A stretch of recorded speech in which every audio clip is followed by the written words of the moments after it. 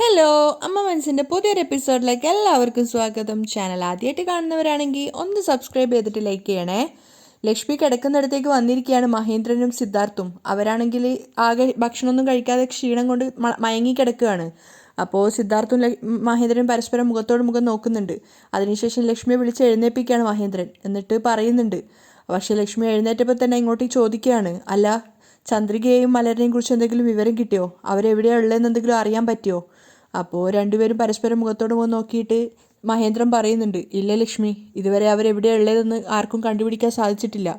അത് കേട്ടതും ലക്ഷ്മിയുടെ മുഖം ആകെ സങ്കടം കൊണ്ട് കണ്ണ് നിറയാണ്. അപ്പം വേഗം തന്നെ മഹേന്ദ്രൻ പറയുന്നുണ്ട്, അസിസ്റ്റന്റ് കമ്മീഷണർ ഇന്നോ നാളെയോ ആയിട്ട് കണ്ടുപിടിക്കാമെന്ന് പറഞ്ഞിട്ടുണ്ട്. ഞാനും സിദ്ധു അതിനു വേണ്ടിയിട്ടാണ് വെയിറ്റ് ചെയ്യുന്നത്. ലക്ഷ്മി മറുപടി ഒന്നും പറയാതെ പൊട്ടി പൊട്ടി കരയാണ്. അത് കണ്ടപ്പോൾ മഹേന്ദ്രനും സിദ്ധാർത്ഥിനും വല്ലാത്ത വിഷമം തോന്നുന്നുണ്ട്. അപ്പോൾ ലക്ഷ്മി പറയാണ്, എന്താ ഇത്, അവരെ കാണാതായിട്ട് 2-3 ദിവസങ്ങളായി. ഇനിയും അവരെവിടെയാണ് ഉള്ളത്, എന്താ സംഭവിച്ചതെന്ന് ഒന്നും അറിയില്ലല്ലോ. ആ മഹേഷ് ഒരു കൊലയാളിയാണ്. അവൻ നമ്മളെ കുട്ടികളെ എന്താ ചെയ്തതെന്ന് പോലും അറിയില്ലല്ലോ ദൈവമേ. അവർ പൊട്ടി പൊട്ടി കരയാണ്. എന്നിട്ട് വല്ലാത്തൊരു ശാസന പോലെയായിട്ട് മഹേന്ദ്രനോട് പറയുകയാണ്, ദയവ് ചെയ്തിട്ട് അവർ രണ്ടുപേരും എവിടെയുള്ളതെന്ന് ഒന്ന് കണ്ടുപിടിക്കും നിങ്ങൾ. അപ്പം മഹേന്ദ്രൻ പറയുന്നുണ്ട്, ലക്ഷ്മി നീ വിഷമിക്കാതിരിക്കേ, ചന്ദ്രികയും മലരിനെയും എവിടെയാണെങ്കിലും ഞങ്ങൾ കണ്ടുപിടിച്ച് കൊണ്ടുവന്നിരിക്കും. പക്ഷേ നിൻ്റെ കണ്ടീഷൻ ഓർത്തിട്ടാണ് എനിക്ക് വല്ലാത്ത ടെൻഷൻ ആവുന്നത്. നീ ഇങ്ങനെ ഭക്ഷണം കഴിക്കാതിരുന്നാൽ അത് നിൻ്റെ ശരീരത്തിന് തന്നെ മോശമാണെന്ന് ഡോക്ടർ പറഞ്ഞിട്ടുള്ളതാണ്. പക്ഷേ നീയാണെങ്കിൽ ചന്ദ്രികയുടെ കൈകൊണ്ട് വെള്ളം വരെ കുടിക്കുള്ളൂ എന്ന് വാശി പിടിച്ചിരിക്കുകയാണ്. തീർച്ചയായിട്ടും ഞാൻ പറയാം, നിനക്കെന്തെങ്കിലും സംഭവിച്ചു കഴിഞ്ഞാൽ പിന്നെ എന്നെക്കൊണ്ടത് സഹിക്കാൻ പറ്റുമെന്ന് എനിക്ക് തോന്നുന്നില്ല. അതിനൊന്നും മറുപടി പറയാതെ ലക്ഷ്മി കരഞ്ഞിരിക്കുകയാണ്. അപ്പോൾ സിദ്ധാർത്ഥും പറയുന്നുണ്ട്, ആൻറ്റി, ചന്ദ്രികയും മലരിനെയും ഞങ്ങൾ എങ്ങനെയെങ്കിലും കൂട്ടിക്കൊണ്ടുവരും. പക്ഷെ അതിൻ്റെ പേരിൽ നിങ്ങളിങ്ങനെ ഭക്ഷണം കഴിക്കാതിരുന്നാൽ അത് ശരിയാവില്ല. ഞാൻ പോയിട്ട് ജ്യൂസ് എടുത്തിട്ട് വരാം, ദയവ് ചെയ്ത് നിങ്ങളത് കുടിക്ക്. സിദ്ധാർത്ഥ് പുറത്തേക്ക് ഇറങ്ങാൻ പോയതും ലക്ഷ്മി അവനെ തടയുകയാണ്. വേണ്ട സിദ്ധാർത്ഥ്, ഞാനത് കുടിക്കില്ല. കാരണം ഇത് സാധാരണ വ്രതമല്ല. ഈ വ്രതം കൊണ്ട് എൻ്റെ ജീവൻ തന്നെ പോയാലും എനിക്കത് കുഴപ്പമില്ല. അത് കേട്ടതും സിദ്ധാർത്ഥും മഹേന്ദ്രനും ഇനി എന്താ പറയേണ്ടതെന്ന് അറിയാതെ നിൽക്കുകയാണ്. അപ്പോൾ കരഞ്ഞോണ്ട് ലക്ഷ്മി പറയുന്നുണ്ട്, ചന്ദ്രികയും മലരിനെയും ഞാൻ കാണണം. അവരെ കണ്ടു കഴിഞ്ഞാൽ മാത്രമേ എൻ്റെ മനസ്സിന് സമാധാനം കിട്ടുള്ളൂ. വല്ലാത്ത ടെൻഷനോടെ മഹേന്ദ്രൻ പറയുന്നുണ്ട്, എന്തിനാ ലക്ഷ്മി ഇങ്ങനെയൊക്കെ പറയുന്നത്? നീ ഇങ്ങനെയൊക്കെ പറയുന്നത് കേൾക്കുമ്പോൾ എനിക്ക് വല്ലാതെ പേടിയാവുന്നുണ്ട്. സിദ്ധാർത്ഥിനും തൻ്റെ ആൻറ്റിയുടെ അവസ്ഥ കാണുമ്പോൾ വല്ലാത്ത സഹതാപവും സങ്കടവും തോന്നുന്നുണ്ടായിരുന്നു. ആ സമയത്താണ് മഹേന്ദ്രൻ്റെ ഫോണിലേക്ക് അസിസ്റ്റന്റ് കമ്മീഷണർ കോൾ ചെയ്യുന്നത്. പറയൂ സർ. അപ്പോൾ അദ്ദേഹം പറയുന്നുണ്ട്, മഹേന്ദ്രൻ, മഹേഷ് ചന്ദ്രികയെയും മലരിനെയും എങ്ങോട്ടാണ് കടത്തിക്കൊണ്ട് പോയതെന്നുള്ളത് ഞാൻ കണ്ടുപിടിച്ചു. അപ്പോൾ മഹേന്ദ്രൻ ആവേശത്തോട് ചോദിക്കുകയാണ്, എവിടെയാ സർ, എവിടെയാണ് അവർ രണ്ടുപേരെയും അവൻ കടത്തിക്കൊണ്ട് പോയിട്ടുള്ളത്? അത് കേട്ടതും സിദ്ധാർത്ഥൻ ചോദിക്കുന്നുണ്ട്, അങ്കിൾ എന്താ പറയുന്നത്? അപ്പോഴാണ് കമ്മീഷണർ പറയുന്നത്, മഹേഷ് ശ്രീലങ്കയിലേക്കാണ് ചന്ദ്രികയെയും മലരിനെയും കടത്തിക്കൊണ്ട് പോയിട്ടുള്ളത്. അത് കേട്ടതും മഹേന്ദ്രൻ ഞെട്ടിത്തരിച്ച് നിൽക്കുകയാണ്. ഞങ്ങൾക്ക് ഇപ്പോഴാണ് ഇൻഫർമേഷൻ വന്നിട്ടുണ്ടായിരുന്നത്. അത് കേട്ടതും മഹേന്ദ്രൻ തിരിച്ചു ചോദിക്കുന്നുണ്ട്, ശ്രീലങ്കയിലേക്കോ? അപ്പോഴാണ് ശരിക്കും സിദ്ധാർത്ഥും ലക്ഷ്മിയും ഞെട്ടിത്തരിച്ച് നിൽക്കുന്നത്. എന്താ സാർ ഈ പറയുന്നത്? അവർ നിൽക്കുന്ന ആ ഒരു സ്ഥലത്ത് നമ്മൾ എങ്ങനെയാണ് കണ്ടുപിടിക്കുക? അപ്പോൾ കമ്മീഷണർ പറയുന്നുണ്ട്, അവിടെയുള്ള പോലീസുകാരുമായിട്ട് ഞാൻ സംസാരിച്ചിട്ടുണ്ട്. അവർ നമ്മളെ സപ്പോർട്ട് ചെയ്യും. നമ്മൾ എത്രയും പെട്ടെന്ന് ഇവിടുന്ന് ശ്രീലങ്കയിലേക്ക് പോകണം. ശരി, ഞാൻ ഇപ്പം തന്നെ സ്റ്റേഷനിലേക്ക് വരാം സാർ. മഹേന്ദ്രൻ കോൾ കട്ട് ചെയ്യാണ്. പെട്ടെന്ന് തന്നെ സിദ്ധാർത്ഥിനോട് വാ പോവാന്ന് പറഞ്ഞപ്പോൾ ലക്ഷ്മി ചോദിക്കുന്നുണ്ട്, എന്താ ഏട്ടാ ഈ പറയുന്നത്? ചന്ദ്രികയെയും മലരിനെയും മഹേഷ് ശ്രീലങ്കയിലേക്കാണ് കടത്തിക്കൊണ്ട് പോയതെന്നോ? അത് കേട്ടതും മഹേന്ദ്രനും സമ്മതിക്കുകയാണ്. അപ്പോൾ കരഞ്ഞുകൊണ്ട് ലക്ഷ്മി ചോദിക്കുന്നുണ്ട്, പക്ഷേ അവരുടെ ജീവൻ ഒരു ആപത്തും സംഭവിച്ചിട്ടുണ്ടാവില്ലല്ലേ? അപ്പോൾ മഹേന്ദ്രൻ സമാധാനിപ്പിക്കുകയാണ്, ഒരു കുഴപ്പമില്ല, നീ ഒന്ന് സമാധാനമായിട്ടിരിക്കേ. ഞാനും സിദ്ധു ഇപ്പോൾ തന്നെ ശ്രീലങ്കയിലേക്ക് പുറപ്പെടുകയാണ്. മഹേഷ് അവരെ രണ്ടുപേരെ എവിടെയാണോ കടത്തി വെച്ചിട്ടുള്ളത് അവിടെ നിന്ന് അവരെ കണ്ടുപിടിക്കലാണ് ഞങ്ങളുടെ ആദ്യത്തെ ജോലി. നീ ധൈര്യമായിട്ടിരിക്കുക, ഞങ്ങൾ പോയിട്ട് വരാം കേട്ടോ. അപ്പോൾ രണ്ടുപേരും ലക്ഷ്മിയോട് യാത്ര പറഞ്ഞ് അവിടെ നിന്ന് ഇറങ്ങുകയാണ്. ലക്ഷ്മി പൊട്ടി പൊട്ടി കരയുന്നുണ്ട്. ദൈവമേ, എൻ്റെ കുഞ്ഞ്. ലക്ഷ്മി ഇങ്ങനെ സങ്കടത്തോടെ പരിതപിക്കുകയാണ്. ആ സമയം ഇവർ സംസാരിക്കുന്നതൊക്കെ മാറി നിന്ന് കേട്ടിട്ടുണ്ടായിരുന്ന മേഘ വേഗം തന്നെ പോയിട്ട് മഹേഷിനെ കോൾ ചെയ്യുകയാണ്. മഹേഷ്, ഞാൻ മേഘയാണ് സംസാരിക്കുന്നത്. ആ പറ മേഘ മാഡം. അപ്പോഴാണ് മേഘ ആ കാര്യം പറയുന്നത്, നീ ശ്രീലങ്കയിലാണ് ഉള്ളതെന്ന് മഹേന്ദ്രൻ അച്ഛൻ കണ്ടുപിടിച്ചു. അത് കേട്ടതും മഹേഷ് ഞെട്ടിത്തരിച്ച് നിൽക്കുകയാണ്. അപ്പോൾ മേഘ പറയുന്നുണ്ട്, ഇപ്പോൾ സിദ്ധുവും അച്ഛനും കൂടി അങ്ങോട്ടേക്ക് വന്നിട്ടുണ്ട്. അവരുടെ കയ്യിൽ പിടിക്കപ്പെടാനുള്ള അവസരം നീ ഉണ്ടാക്കരുത്. എങ്ങനെയെങ്കിലും ശ്രീലങ്കയിലെ നിയമം അനുസരിച്ച് ചന്ദ്രിക ഒന്ന് വേഗം കല്യാണം കഴിക്കുക. അതല്ലെങ്കിൽ ചന്ദ്രികയും മലരിനെയും നിൻ്റെ അടുക്കേന്ന് രക്ഷപ്പെടുത്തിയിട്ട് അവർ ഇങ്ങോട്ടേക്ക് തന്നെ കൂട്ടിക്കൊണ്ടുവരും. മഹേഷ് ഇങ്ങനെ ഷോക്കായിട്ട് നിൽക്കുമ്പോൾ മേഘ ഉപദേശിച്ചു കൊടുക്കുന്നുണ്ട്. എത്ര പെട്ടെന്ന് ചന്ദ്രികയും മലരിനെയും ജീവിതത്തിലേക്ക് കൂട്ടാൻ പറ്റുമോ അത്രയും നല്ലത്. ഓക്കെ ശരി മാഡം. മഹേഷ് കോള് കട്ട് ചെയ്തിട്ട് ദേഷ്യത്തോടെ നിൽക്കുകയാണ്. ഇവർക്ക് വേറെ പണിയൊന്നും ഇല്ല എന്നുള്ള അർത്ഥത്തിൽ. മേഘ നേരെ പോയത് അവളുടെ അച്ഛനെ കാണാൻ വേണ്ടി പാർക്കിലേക്കാണ്. അച്ഛനെ വിളിച്ചിട്ട് അദ്ദേഹം എവിടെ ഇരിക്കുന്നതെന്ന് ചോദിച്ചിട്ട് അദ്ദേഹത്തിൻ്റെ അടുത്തേക്ക് പോവുകയാണ്. എന്നിട്ട് വേഗം തന്നെ ബാഗ് തുറന്നിട്ട് കുറച്ച് പണം എടുത്തിട്ട് അദ്ദേഹത്തിന് കൊടുക്കുന്നുണ്ട്. അച്ഛാ, നിങ്ങൾ ആവശ്യപ്പെട്ട പണം ഇതാ. സന്തോഷം മോളെ. അദ്ദേഹം പണം വാങ്ങിക്കുകയാണ്. ആ സമയത്ത് മേഘ പറയുന്നുണ്ട്, ഈ പണം വീട്ടിൽ നിന്ന് കിട്ടാൻ വേണ്ടി ഞാൻ എത്രമാത്രം കള്ളം പറഞ്ഞു എന്നറിയോ അച്ഛന്? ഇപ്പോൾ പൈസ ചോദിച്ചു കഴിഞ്ഞാൽ എന്തിനാ ഏതിനാന്നൊക്കെയുള്ള ചോദ്യം കുറച്ച് അധികമായിട്ടുണ്ട്. അപ്പോൾ മേഘയുടെ അച്ഛനും പറയുന്നുണ്ട്, അതങ്ങനെ വരുള്ളൂ മോളെ. കാരണം നീ മഹേന്ദ്രൻ്റെ മകളല്ല എന്നുള്ള സത്യം അവർക്ക് മനസ്സിലായി കഴിഞ്ഞു. ഇനി അങ്ങോട്ട് നീ എപ്പോഴൊക്കെ പണത്തിന് ആവശ്യപ്പെട്ടാലും നിന്നോട് അവരിങ്ങനെ ഒരുപാട് ചോദ്യങ്ങൾ ചോദിച്ചുകൊണ്ടേയിരിക്കും. അത് കേട്ട സമയത്ത് മേഘയുടെ മുഖം വാടുകയാണ്. അപ്പം അയാൾ പറയുന്നുണ്ട്, മുന്നേ ചെയ്യുന്നത് പോലെ നീ ചോദിക്കുമ്പോൾ തന്നെ ഇനി അവർ നിനക്ക് പണം എടുത്തു തരില്ല. അപ്പം മേഘ ദേഷ്യത്തോടെ ചോദിക്കുകയാണ്, ഇങ്ങനെ ആയ എന്താ ചെയ്യുക അച്ഛാ? ഇനി അങ്ങോട്ട് എല്ലാ ദിവസവും രാവിലെ ഓരോ ആവശ്യത്തിനും വേണ്ടി ഞാൻ അവരുടെ മുന്നിൽ ഇതേപോലെ കയ്യും നീട്ടി നിൽക്കേണ്ടി വരുമോ? കുറച്ചു നേരം ആലോചിച്ചതിന് ശേഷം അവളുടെ അച്ഛൻ പറഞ്ഞു കൊടുക്കുന്നുണ്ട്, അതിന് എൻ്റെ കയ്യിലൊരു ഐഡിയ ഉണ്ട് മോളെ. അതുപോലെ ചെയ്തു കഴിഞ്ഞാൽ പിന്നെ നീ ആരുടെ മുന്നിലും കൈ നീട്ടി നിൽക്കേണ്ടി വരില്ല. ആ കുടുംബം മുഴുവൻ നിൻ്റെ മുന്നിൽ കൈയും നീട്ടി നിൽക്കും. എന്താ അച്ഛൻ ഉദ്ദേശിക്കുന്നത്? മേഘ ചോദിക്കുകയാണ്. അപ്പോഴാണ് അയാൾ തൻ്റെ പ്ലാൻ പറഞ്ഞു കൊടുക്കുന്നത്. മഹേന്ദ്രനും സിദ്ധുവും ഇപ്പോൾ വീട്ടിലില്ലാത്ത ഈ സമയം നോക്കിയിട്ട് നീ ലക്ഷ്മിയുടെ അടുത്ത് പോയിട്ട് സെൻറ്റിമെൻ്റലായിട്ട് മഹേന്ദ്രൻ ഗ്രൂപ്പ്സ് ഓഫ് കമ്പനിയുടെ എല്ലാ സ്വത്തുക്കളും നിൻ്റെ പേരിലേക്ക് എഴുതി വാങ്ങിക്ക്. അത് കേട്ടതും മേഘ ഞെട്ടിത്തരിച്ചിട്ട് ഇങ്ങനെ നിൽക്കുകയാണ്. എന്നിട്ട് അവൾ അച്ഛനോട് ചോദിക്കുന്നുണ്ട്, എന്താ അച്ഛാ ഈ പറയുന്നത്?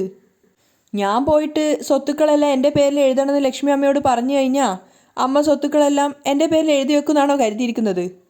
അതുമാത്രമല്ല, മഹേന്ദ്രൻ അച്ഛൻ്റെ പേരിലിരിക്കുന്ന സ്വത്തുക്കളൊക്കെ ലക്ഷ്മി അമ്മയ്ക്ക് എങ്ങനെ എൻ്റെ പേരിൽ എഴുതി തരാൻ പറ്റുവച്ചാ?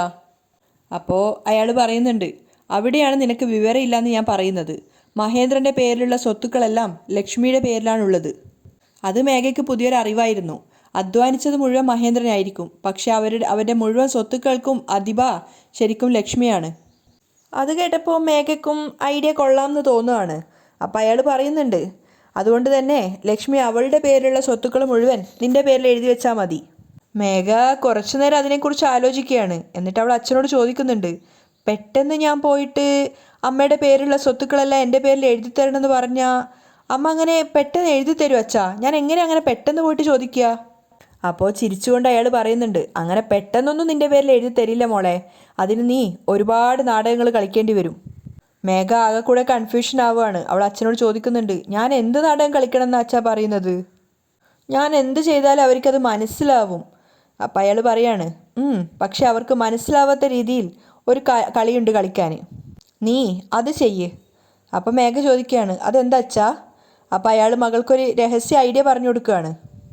അച്ഛൻ പറഞ്ഞ ഐഡിയ കേട്ട സമയത്ത് മേഘയ്ക്ക് വല്ലാത്തൊരു കോൺഫിഡൻസ് തോന്നുന്നുണ്ട്. അവൾ അച്ഛനോട് പറയാണ്, നിങ്ങൾ പറഞ്ഞ ഐഡിയ വളരെ നല്ലതായിട്ട് അച്ഛാ തോന്നുന്നത്. പക്ഷേ ലക്ഷ്മി അമ്മ അത് വിശ്വസിക്കുമോ എന്നുള്ള കാര്യത്തിലാണ് എനിക്കൊരു സംശയം. അപ്പം അച്ഛൻ ഉപദേശിച്ചു കൊടുക്കുകയാണ്, ലക്ഷ്മി വിശ്വസിക്കുന്ന മാതിരി നീ അഭിനയിക്കണം മോളെ. അങ്ങനെയാണെങ്കിൽ മാത്രമേ ആ സ്വത്തുക്കൾ മുഴുവൻ നിനക്ക് കിട്ടുള്ളൂ. ശരി അച്ഛാ, ഞാൻ ശ്രമിച്ചു നോക്കാം, മേഘ പറയാണ്.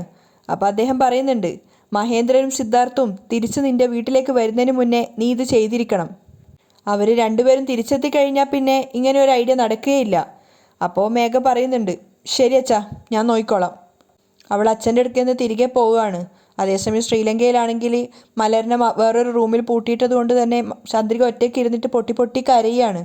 ആ സമയത്താണ് മഹേഷ് വാതിൽ തുറന്നിട്ട് അങ്ങോട്ടേക്ക് വരുന്നത്. മഹേഷിനെ കണ്ടതും ചന്ദ്രിക ചാടി എഴുന്നേറ്റിട്ട് അവൻ്റെ ഷർട്ടിന് കുത്തിപ്പിടിക്കുകയാണ്. ഏയ്, എൻ്റെ മോൾ എവിടെടാ? എൻ്റെ മോൾ എവിടെ? എൻ്റെ കുഞ്ഞിനെ എൻ്റെ അടുത്ത് തിരിച്ചു കൊണ്ടുവന്ന് താ, ദയവ് ചെയ്ത് എൻ്റെ കുഞ്ഞിനെ എൻ്റെ അടുത്ത് കൊണ്ടുവന്ന് ചേർക്ക് എന്നൊക്കെ പറഞ്ഞിട്ട് ഇങ്ങനെ മഹേഷിൻ്റെ ഷർട്ടിന് കുത്തിപ്പിടിക്കുകയാണ്. പക്ഷേ മഹേഷ് വലിയ പ്രശ്നമൊന്നും ഉണ്ടാക്കുന്നില്ല. ഏയ്, നീ പ്രശ്നം ഉണ്ടാക്കല്ലേ ചന്ദ്രികേ. എന്നിട്ട് അവളുടെ കൈ മാറ്റിയതിന് ശേഷം മഹേഷ് പറയുന്നുണ്ട്, നീ ഒന്ന് സമാധാനമായിട്ട് ഇരിക്കും ചന്ദ്രികേ. എന്തിനാ നീ ഇങ്ങനെ ദേഷ്യപ്പെടുന്നത്? മലർ സേഫായിട്ടുണ്ട്. ഞാൻ പറയുന്നത് ശ്രദ്ധയോടെ കേട്ടിട്ട് അതുപോലെ അനുസരിച്ചാ മലർ നിൻ്റെ കയ്യിൽ തന്നെ വന്നു ചേരും. ചന്ദ്രിക ഒന്നും പറയാതെ കരഞ്ഞു നിൽക്കുമ്പോൾ മഹേഷ് പറയാണ്, എന്താ ചന്ദ്രിക ഇത്? നാളെ നേരം വെളുത്തു കഴിഞ്ഞാൽ നിനക്കും എനിക്കും കല്യാണമാണ്. നീ ഇങ്ങനെ കരഞ്ഞുകൊണ്ടിരുന്നിട്ട് എന്താ കാര്യം? ഒന്ന് ചിരിച്ചിട്ട് സന്തോഷത്തോടൊക്കെ ഇരിക്കേ.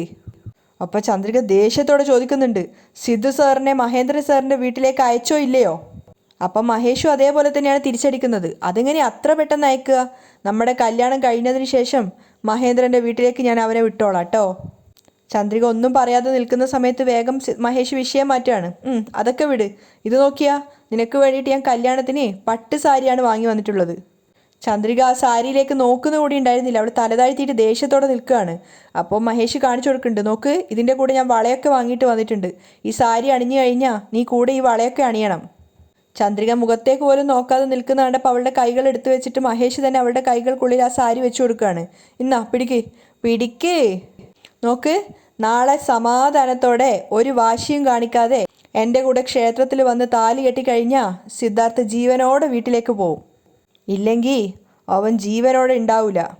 അത് കേട്ട സമയത്ത് ചന്ദ്രയ്ക്ക് വല്ലാതെ ദേഷ്യം വന്നിട്ടുണ്ടായിരുന്നു.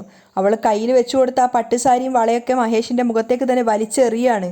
ചീ എന്നും പറഞ്ഞിട്ട്. അപ്പോൾ മഹേഷ് പറയുന്നുണ്ട്, ഇത്രയും ദേഷ്യം നല്ലതല്ല കേട്ടോ ചന്ദ്രികയെ. മലര് തിരിച്ച് നിൻ്റെ അടുത്തേക്ക് വരണമെന്നുണ്ടെങ്കിൽ ഈ ദേഷ്യം നീ അടക്കി നിർത്തിയേ മതിയാവും. ഇല്ലെങ്കിൽ ജീവിതാവസാനം വരെ മലരിനെ നിൻ്റെ കൺമുന്നിൽ തന്നെ ഞാൻ കാണിക്കില്ല. ചന്ദ്രികയെ ഭീഷണിപ്പെടുത്തുകയാണ് മഹേഷ്. മനസ്സിലായോ? അപ്പോൾ ചന്ദ്രിക കരഞ്ഞുകൊണ്ട് പറയുന്നുണ്ട്, എൻ്റെ കുട്ടീനെ തിരിച്ച് എൻ്റെ അടുത്തേക്ക് കൊണ്ടുവന്ന് താ. അവളൊരു ഭ്രാന്തിയെ പോലെ അലറിക്കൊണ്ടിരിക്കുകയാണ്. ഇല്ലെങ്കിൽ ഞാൻ മനുഷ്യനായിട്ടല്ല ഉണ്ടാവുക. അപ്പോൾ മഹേഷ് ചന്ദ്രികയെ കളിയാക്കി ചിരിക്കുകയാണ്. എന്നിട്ട് പറയുന്നുണ്ട്, നമ്മുടെ രണ്ടുപേരുടെയും കല്യാണം കഴിഞ്ഞതിന് ശേഷം മാത്രം ഇനി മലരിനെ നീ കാണാൻ പോകുന്നുള്ളൂ. അതിനു മുന്നേ മലരിനെ നീ ഇനി കാണാനേ പോകുന്നില്ല എന്ന് പറഞ്ഞിട്ട് ചന്ദ്രികയുടെ കവിളിലൊക്കെ ഇങ്ങനെ തലോടുകയാണ്. ചന്ദ്രിക അറപ്പോടെ അവൻ്റെ കൈ തട്ടി മാറ്റുന്നുണ്ട്. അപ്പോൾ മഹേഷ് പുറത്തിറങ്ങി പോയിട്ട് വാതിൽ പുറത്തുനിന്ന് വീണ്ടും ലോക്ക് ചെയ്യാണ്. മഹേഷ് പോയതിനു ശേഷം പൊട്ടിക്കരഞ്ഞുകൊണ്ട് അവളവിടെ നിലത്തിരിക്കുകയാണ്. എന്താ ചെയ്യേണ്ടതെന്ന് അറിയാതെ ഒരെത്തും പിടിയും ഇല്ലാതെ. മഹേഷ് കല്യാണത്തിന് അണിയാൻ കൊണ്ടുവന്ന സാരിയും വളയും ഒക്കെ അവിടെ നിലത്ത് ചെതറി കിടക്കുന്നുണ്ടായിരുന്നു. അതേസമയം നാട്ടിലാണെങ്കിൽ തൻ്റെ ബെഡ്റൂമിൽ ഇരിക്കുകയാണ് ലക്ഷ്മി. അവരാകെ ടയേർഡാണ്. അപ്പോഴേക്കും അങ്ങോട്ടേക്ക് ഒരു കയ്യിൽ ജ്യൂസുമായിട്ട് മേഘ വന്നിട്ടുണ്ട്. മേഘ ജ്യൂസ് അമ്മയ്ക്ക് നേരെ നീട്ടിയിട്ട് പറയുന്നുണ്ട്, അമ്മ ഈ ഒരു ജ്യൂസെങ്കിലും കുടിക്കമ്മ. അപ്പോൾ ലക്ഷ്മി പറയാണ്, വേണ്ട മേഘ, ഇത് കുടിക്കാൻ പറ്റിയൊരു മാനസികാവസ്ഥയിലല്ല ഞാനുള്ളത്. അപ്പം മേഘ അമ്മയോട് ചോദിക്കുകയാണ്, ഇങ്ങനെ പോയാൽ അമ്മയുടെ ഹെൽത്ത് എന്താവും അമ്മ ചിന്തിച്ചിട്ടുണ്ടോ? ശരിക്കും ചന്ദ്രിക ആരാ അമ്മയുടെ? ഒരു വേലക്കാരിയല്ലേ അത്? അത് കേട്ടത് ലക്ഷ്മി മേഘയെ നോക്കുകയാണ്, ഒന്നും പറയാനാവാതെ. അപ്പം മേഘ പറയുന്നുണ്ട്, വെറൊരു വേലക്കാരിക്ക് വേണ്ടിയിട്ട് നിങ്ങൾ ഇത്രയും വലിയൊരു വ്രതം എടുക്കുന്നതൊക്കെ സത്യം പറഞ്ഞാൽ എന്നെ അത്ഭുതപ്പെടുത്തുകയാണ്. അതിന് തിരിച്ച് മറുപടി ഒന്നും പറയാതെ ലക്ഷ്മി തലതാഴ്ത്തിയിരിക്കുകയാണ്. അപ്പം മേഘ പറയുന്നുണ്ട്, അമ്മ സത്യം പറഞ്ഞാൽ നിങ്ങൾ എനിക്ക് വേണ്ടി പോലും ഇത്രയും വലിയൊരു വ്രതം എടുക്കുമെന്ന് എനിക്ക് സംശയമുണ്ട്. പക്ഷേ ഏതോ വ്യക്തിക്ക് വേണ്ടിയിട്ട് നിങ്ങളിങ്ങനെ നിങ്ങളെ തന്നെ കൊല്ലുന്നത് കാണുമ്പോൾ എനിക്ക് വല്ലാത്ത അതിശയം തോന്നുകയാണ്. അതിനും ലക്ഷ്മി മറുപടി പറയാതെ തലതാഴ്ത്തിയിരിക്കുകയാണ്. അപ്പം മേഘ ചോദിക്കുന്നുണ്ട്, അമ്മ ഞാൻ ചോദിക്കുന്നത് കൊണ്ട് തെറ്റായിട്ട് എടുക്കരുത്. സത്യത്തിൽ അച്ഛൻ ഇപ്പോഴും എന്നോട് സ്നേഹമുണ്ടോ അമ്മ? അപ്പോൾ ലക്ഷ്മി പറയുന്നുണ്ട്, അതിൻ്റെ പേരിൽ നിനക്ക് എന്തിനാ മേഘ സംശയം? അദ്ദേഹത്തിന് നിൻ്റെ മേൽ അത്രയധികം സ്നേഹമുണ്ട്. അപ്പോൾ മേഘ സങ്കടത്തോടെ ഇമോഷണലായിട്ട് പറയാണ്, അതൊക്കെ ഒരു കാലത്ത് ഉണ്ടായിരുന്നു അമ്മ. പക്ഷേ ഇപ്പോൾ അച്ഛൻ എൻ്റെ മേലെ കുറച്ചുപോലും ഇഷ്ടമുണ്ടെന്ന് എനിക്ക് തോന്നുന്നില്ല അമ്മ. ലക്ഷ്മി ഒന്നും പറയാതെ തലതാഴ്ത്തിയിരിക്കുമ്പോൾ മേഘ പറയുന്നുണ്ട്, അദ്ദേഹം എന്നെ വെറുക്കുന്ന പോലെയാണ് എനിക്ക് തോന്നുന്നത്. കുറച്ചായിട്ട് എൻ്റെ അടുക്കൽ നിന്ന് അകന്നു പോകുന്നത് പോലെ. ലക്ഷ്മി മേഘയെ നോക്കുന്ന സമയത്ത് കണ്ണ് നിറച്ചുകൊണ്ട് അവൾ പറയുന്നുണ്ട്, ഞാൻ നിങ്ങളുടെ മകളല്ലാന്ന് മനസ്സിലായതിന് ശേഷമാണ് അച്ഛൻ ഇങ്ങനെ പെരുമാറുന്നത്. ഞാൻ നിങ്ങളുടെ മകളല്ല എന്നുള്ളതിന് എനിക്കെന്ത് ചെയ്യാൻ പറ്റും അമ്മ? അപ്പോൾ ലക്ഷ്മി അവളെ സമാധാനിപ്പിക്കുന്നുണ്ട്, അങ്ങനെയൊന്നും ചിന്തിക്കല്ലേ മേഘ. ഞങ്ങളുടെ കുഞ്ഞിങ്ങോട്ടേക്ക് വന്നാൽ പോലും, ഞങ്ങളുടെ മോൾ ഇങ്ങോട്ടേക്ക് വന്നാൽ പോലും ഈ വീട്ടിൽ എല്ലാ സ്വാതന്ത്ര്യ അവകാശവും നിനക്കുണ്ടാവും. ആർക്കു വേണ്ടിയും ഞങ്ങൾ നിന്നെ ഒറ്റപ്പെടുത്തില്ല മോളെ. അപ്പം മേഘ അവളുടെ പ്ലാൻ തുടങ്ങുകയാണ്. ഇങ്ങനെ വെറുതെ വാക്കുകൊണ്ട് പറഞ്ഞതുകൊണ്ട് എന്താ അമ്മ കാര്യമുള്ളത്? സത്യത്തിൽ എനിക്ക് എന്താ ഈ വീട്ടിൽ അവകാശമുള്ളത്? എൻ്റെ കുട്ടിക്ക് ഒരു ഡ്രസ്സ് വാങ്ങിക്കൊടുക്കണമെങ്കിൽ പോലും ഞാൻ അച്ഛൻ്റെ മുന്നിൽ കൈ നീട്ടി നിൽക്കേണ്ട അവസ്ഥയാണ്. അത് കേൾക്കുന്ന സമയത്ത് ലക്ഷ്മി മേഘയെ നോക്കുന്നുണ്ട്. മേഘ പറയാണ്, ആ ഒരു അവസ്ഥയിലാണല്ലോ നിങ്ങൾ എന്നെ എത്തിച്ചിട്ടുള്ളത്. എനിക്കെന്ന് വെച്ച് ഈ വീട്ടിൽ എന്ത് അധികാരമുള്ളത്? ഒന്നുമില്ല. അപ്പം ലക്ഷ്മി പറയുന്നുണ്ട്, അങ്ങനെയൊന്നും പറയല്ലേ മേഘ, നിനക്ക് എല്ലാ അവകാശമുണ്ട്, നീ തന്നെ ഓരോന്ന് ചിന്തിച്ച് കൂട്ടാതെ. അപ്പോൾ മേഘ ഇമോഷണലായിട്ട് പറയാണ്, ഇല്ല അമ്മ, സത്യം പറഞ്ഞാൽ ഈ വീട്ടിൽ എനിക്ക് ഒരു അവകാശവും ഇല്ല. അങ്ങനെ എനിക്ക് അവകാശം വരണമെന്നുണ്ടെങ്കിൽ നിങ്ങളുടെ പേരിലുള്ള അച്ഛൻ്റെ സ്വത്തുക്കളെല്ലാം നിങ്ങൾ എൻ്റെ പേരിൽ എഴുതി വെക്ക്. അത് കേട്ടതും ലക്ഷ്മി ഷോക്കായിട്ട് നിൽക്കുകയാണ്. അപ്പം മേഘ പറയുന്നുണ്ട്, ഇല്ലെങ്കിൽ ആരും ഒരു ബഹുമാനവും തരാത്ത ഒരു അനാഥയെ പോലെ ഞാൻ ഈ വീട്ടിൽ ജീവിക്കാം. സത്യത്തിൽ നിങ്ങൾ നിങ്ങളുടെ മകളായിട്ടാണ് എന്നെ കാണുന്നതെങ്കിൽ, വിശ്വാസം ഉണ്ടെങ്കിൽ നിങ്ങളുടെ പേരിലുള്ള സ്വത്തുക്കളെല്ലാം എൻ്റെ പേരിൽ എഴുതി വെക്കമ്മ. മേഘയുടെ സംസാരം കേട്ട് ഷോക്കായിട്ടിരിക്കുകയാണ് ലക്ഷ്മി. അപ്പോൾ മേഘ പറയുന്നുണ്ട്, അപ്പോൾ മാത്രമേ എനിക്ക് നിങ്ങളുടെ മേൽ കുറച്ചെങ്കിലും വിശ്വാസം വരുള്ളൂ. ലക്ഷ്മി ചോദിക്കുന്നുണ്ട്, എന്താ മേഘ നീ പറയുന്നത്? സ്വത്ത് എഴുതി വെക്കുന്നത് അത്രയും നിസ്സാരമായ ഒരു കാര്യമാണെന്നാണോ നീ കരുതുന്നത്? ഈ സ്വത്തുക്കൾ മുഴുവൻ നിന്റെ അച്ഛനും മുത്തശ്ശനും കഷ്ടപ്പെട്ട് അധ്വാനിച്ചുണ്ടാക്കിയ സ്വത്തുക്കളാണ്. ഈ സ്വത്തുക്കളെല്ലാം അവരോട് ചോദിക്കാതെ അങ്ങനെ ആർക്കും കൊടുക്കാൻ പറ്റില്ല. അത് വലിയ തെറ്റായി തീരും. അപ്പം മേഘ ചോദിക്കുകയാണ്, അപ്പോൾ നിങ്ങൾ അമ്മയുടെ പേരുള്ള സ്വത്ത് എൻ്റെ പേരിൽ എഴുതി തരില്ല അല്ലേ? മരിക്കുന്നത് വരെ ഞാൻ ഇതുപോലെ ആശ്രിതയായിട്ട് തന്നെ ജീവിക്കണം, അങ്ങനെയല്ല ഉദ്ദേശിച്ചത്? അതിന് ലക്ഷ്മി മറുപടി ഒന്നും പറയുന്നില്ല. അപ്പം മേഘ പറയുന്നുണ്ട്, കുട്ടിക്കാലം തൊട്ടേ നിങ്ങൾ രണ്ടുപേരുമാണ് എൻ്റെ ലോകമെന്ന് വിചാരിച്ചിട്ടാണ് ഞാൻ വളർന്നത്. പക്ഷേ പെട്ടെന്ന് ഒരു ദിവസം വന്നിട്ട് നീ ഞങ്ങളുടെ മകളല്ല, ഞങ്ങളുമായിട്ട് നിനക്ക് യാതൊരു ബന്ധവുമില്ല എന്ന് പറഞ്ഞിട്ട് എന്നെ എൻ്റെ വഴിക്ക് വിട്ടേക്കുക. എന്നെക്കൊണ്ട് ഇതെങ്ങനെ താങ്ങാൻ കഴിയും? എന്ത് വിശ്വാസത്തിൻ്റെ പേരിലാ, എന്ത് അവകാശത്തിൻ്റെ പേരിലാണ് ഞാൻ ഈ വീട്ടിൽ ഇനി ജീവിക്കുക? ഒരുപക്ഷെ നിങ്ങളുടെ യഥാർത്ഥ മകൾ വന്നു കഴിഞ്ഞാൽ നിങ്ങളുടെ എല്ലാ സ്വത്തുക്കളും അവളുടെ പേരിലേക്കായിരിക്കില്ലേ നിങ്ങൾ എഴുതി വെക്കുക? അതിനുശേഷം ഞാനും എൻ്റെ മോളും ഒരവകാശം ഇല്ലാതെ റോഡിൽ നിൽക്കേണ്ടി വരും. മേഘ, അങ്ങനെയൊന്നും സംഭവിക്കില്ല, ലക്ഷ്മി സമാധാനിപ്പിക്കുകയാണ്. അപ്പം മേഘ പറയുന്നുണ്ട്, സത്യത്തിൽ അമ്മ എൻ്റെ മേലെ സ്നേഹം വെക്കുന്നുണ്ടെങ്കിൽ അച്ഛൻ അമ്മയുടെ പേരിൽ എഴുതി തന്ന സ്വത്തുക്കളെല്ലാം അമ്മ എൻ്റെ പേരിൽ എഴുതിത്താ. ലക്ഷ്മി മറുപടി ഒന്നും പറയാതെ ഇരുന്നപ്പോൾ മേഘ പറയുന്നുണ്ട്, ഇനി ഒരു പക്ഷേ നിങ്ങൾക്ക് അങ്ങനെ എഴുതി തരാൻ പറ്റുന്നില്ലെങ്കിൽ അച്ഛൻ അഭിനയിക്കുന്ന മാതിരി നിങ്ങളും എൻ്റെ മുന്നിൽ അഭിനയിക്കുകയാണെന്നുള്ളതാണ് സത്യം. നിങ്ങളും എന്നെ സ്നേഹിക്കുന്നൊന്നുമില്ല, വെറുതെ അഭിനയിക്കുകയാണ്. കരഞ്ഞുകൊണ്ട് മേഘ അവിടെ നിന്ന് ഇറങ്ങിപ്പോയ സമയത്ത് ലക്ഷ്മി ആകെ വല്ലാതാവുകയാണ്. അവിടെയാണ് ഇന്നത്തെ എപ്പിസോഡ് വൈൻഡപ്പ് ചെയ്യുന്നത്.